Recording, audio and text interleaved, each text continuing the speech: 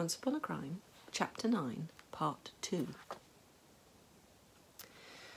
Gretel bounced over the sharp stones and through the cold, filthy mud, her skirts gathering up about her armpits as they went, her underwear quickly beginning to shred. She snatched at bushes and boulders as she was hauled past, but all were wet and slippery and impossible to keep hold of.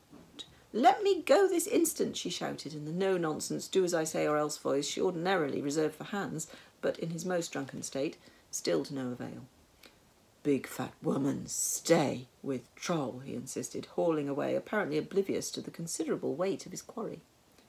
She was just about to give in and accept the awful fate that seemed to be written for Gretel of Gerstenstadt, when there was a rustling in the undergrowth, followed by a loud thud.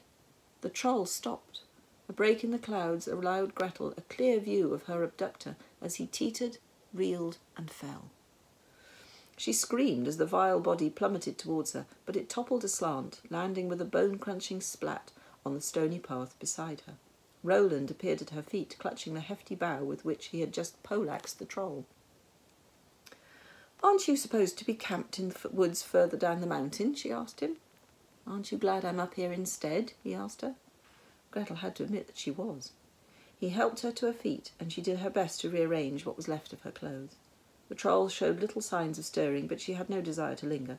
Clinging to Roland's arm, she hurried down the path and to the gig he had parked in the lee of the hill.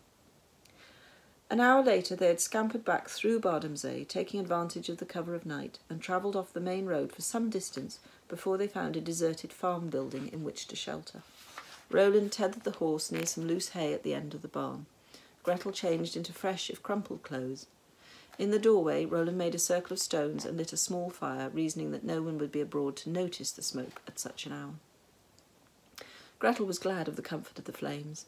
Even in dry garments she felt chilled and sore, her grazes and bruises properly beginning to make themselves felt now.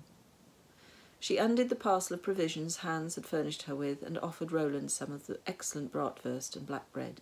There was a bottle of beer too, which on top of the earlier swigs of grog quickly began to spread a welcome numbness through her body. She noticed that her travelling companion wore his habitual look of melancholy as he stared into the fire. "Thank you," she said, "for coming to my aid. You know I did not think it wise for you to go there. The Troll had information vital to my investigation." "And did you get that information out of the wicked creature?" Roland picked up a stick and poked at the flames. "You have met him before, I think," she said. "I have, which is why I could not rest easy knowing where you were. I could not leave you to his attentions." "But you thought to begin with. You were content with our plan that I confront the Troll alone while you waited." "It was not the right thing to do. I know that now." He looked up at her briefly and then turned his attention back to the fire. "I knew it then too. I am sorry that you were hurt." "Oh, don't concern yourself, Roland. Nothing but a few scratches to my person and a few dents to my dignity. I am accustomed to both." She broke off another chunk of bread and savoured the malty taste, allowing it to banish the memory of the Troll's unidentifiable stew. "And in any case," she went on, "it was worth it. My mission was accomplished." "Oh?" "Indeed. I have the name and the location of the person who took the cats, or more accurately, who had them taken on his instructions." Still without looking at her, Roland asked, "And do you intend seeking out this person?" "I do. It may well be that he still has some of the creatures in his possession." The young man gave a derisory snort. "It may well not." Gretel finished her bread and dusted crumbs from her lap. She drained the last of the beer, wiped her mouth with the back of her hand, and belched loudly. "Oh, excuse me, but I do find discomfort so much better out than in. Just as I believe you will feel incomparably better if you for once and for all unburden yourself to me, cease dancing about the subject, and tell me everything you know about the cats, the Troll, and the giant." At the mention of the word giant, Roland dropped the stick. It fell into the hottest part of the fire and was soon spitting as the flames consumed it. He watched fascinated and continued to stare at it as he at last told Gretel all there was to tell. "Many years ago, when I was but 19, I travelled with my father to Bardamsay to collect a cart for repair. It was market day. I had time to spare, so I wandered among the stalls. It was there I met the girl I was to fall in love with. I knew at once, the moment I saw her, that I would love no other." "Joanna?" Gretel asked. Yes, but... Never mind. I'm sorry I interrupted. Please continue. Joanna, as sweet and as kind a girl as you could wish to meet. She lived then with her mother and her brother Jack. You will have heard of him, of course. Young Jack and his magic beans who climbed the giant's castle and stole away the goose that laid the golden eggs. The same. And for years his family lived in comfort because of that goose. But as all things do, their good luck came to an end. The bird was out at dusk enjoying the summer air when a fox happened upon it, and, well, I think you can guess. Gretel nodded. It was a terrible blow for the family. They had only a single golden egg remaining. Joanna was all for buying another field, a cow or two, and returning to a simple farming life. But Jack had tasted adventure. It wasn't enough for him. He decided, that they should move. I remember he left the area. He and his mother travelled to Spain, where they hoped to set up a fine restaurant and live in the sunshine for the rest of their lives. And did they? He shook his head. They met with bandits as they tried to cross the Pyrenees. Both were murdered. Well, thank heavens Joanna was not with them. She has you to thank for that. She stayed behind because of me, yes, but I doubt she would thank me now. But you were young, in love. You are the son of a successful cartwright. Why did you not marry the girl and take her home to your family? We planned to. She and I had talked about it at great length. She would remain in Bardomsey for the summer, and as soon as word came from her that her family was settled in their new life, she would come to Gestonstadt, and we would be wed. Alas, that word never came. Her grief was terrible to witness, and then, as if that were not enough for her to bear, what?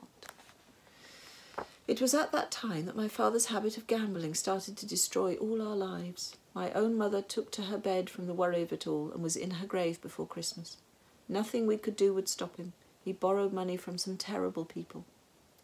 People called Muller, perhaps? Gretel asked. Among others, Roland nodded. It looked as if we would lose everything, and I could not leave my father and my younger brother. Much as I wanted to give up on my family and go to Joanna, I could not.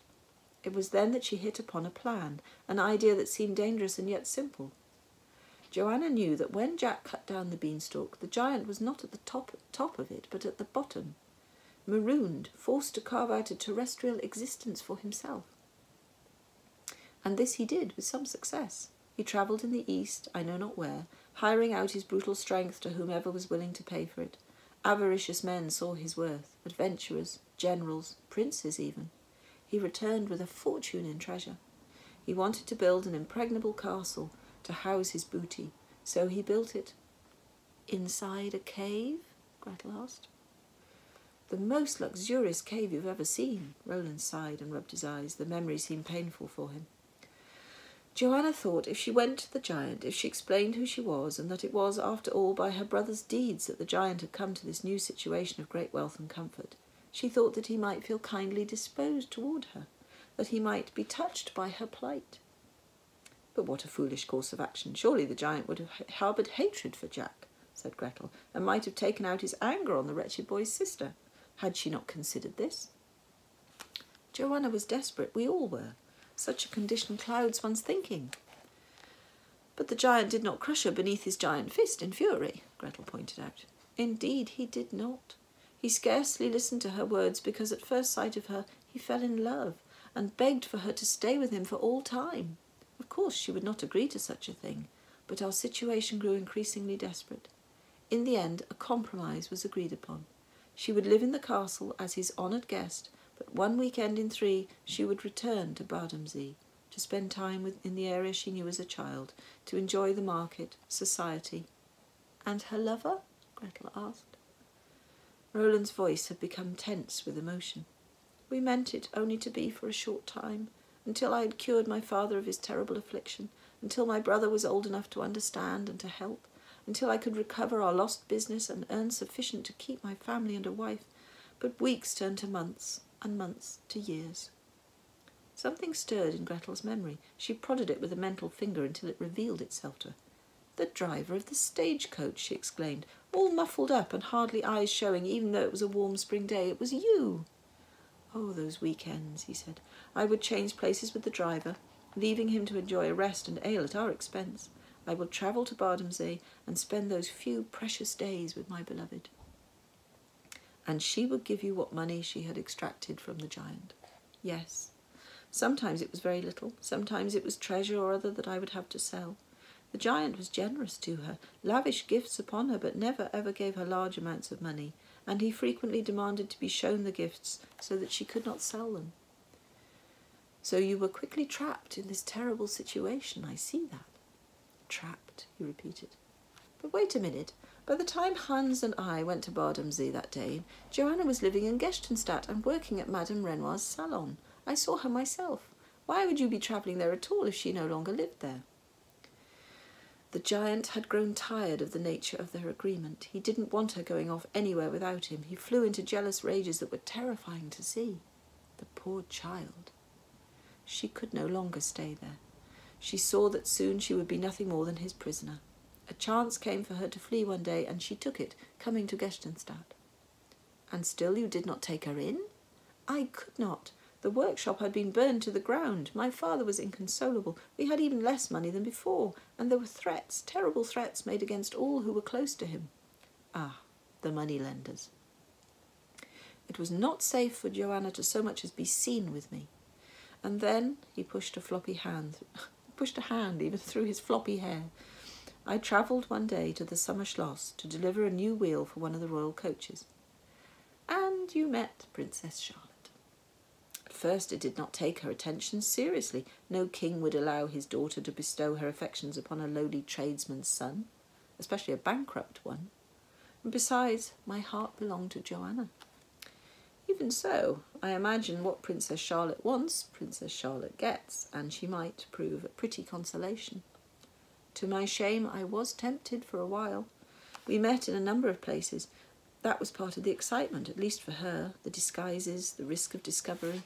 Sometimes we met in Bardomsey. After all, I had already had a system in place for visiting the town. And sometimes you met in a little copse less than a crooked mile outside Gerstenstadt, Gretel observed. And each time I promised myself it would be the last. She gave you money? For a full minute he could not bring himself to answer. When he did speak, Gretel noticed the flickering light of the dying fire reflected a single tear on his cheek. You can only imagine how that made me feel, he said.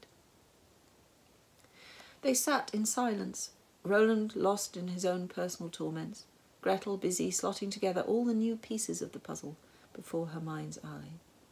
At last things were beginning to make sense. There were still unanswered questions, of course, not least concerning the 3 dead bodies, but she could see Roland was beginning close to breaking point. She would not press him further. There was important work to be done. Tomorrow. She stood up, her knees creaking as she stretched her legs. Roland, she said, I am a firm believer that there is no situation that cannot be improved by action, so action we must take. It is late. We will rest ourselves and the horse here for the night, and at dawn we head east. To the giant's castle? Indeed. It seems both you and I have business there, she said, before fluffing up some warm, dry hay and flopping down into it. She pulled her cape over her and let exhaustion carry her off into a deep, dream-filled sleep. End of chapter 9.